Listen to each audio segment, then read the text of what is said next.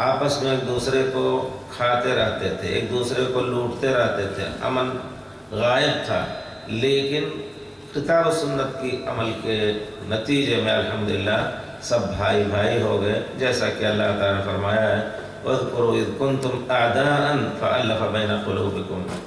یاد کرو کہ جب تم دشمن تھے ایک دوسرے کے، اللہ تعالیٰ نے اسی دین کے ذریعے سے تمہارے دلوں کو جوڑ دیا اور تم بھائی بھائی ہو گئے۔ اللہ تعالیٰ نے اس دین کے ذریعے سے لوگوں کو جوڑا اور سب ایک دین، ایک رسول، ایک اللہ پر ایمان لانے والے تھے، اور کافی دن تک اسلام کی یہ حالت رہی۔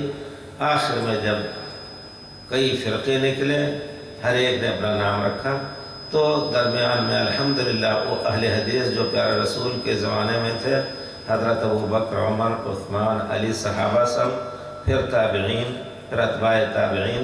نبی کریم صلی اللہ علیہ وسلم کے لائے ہوئے صحیح دین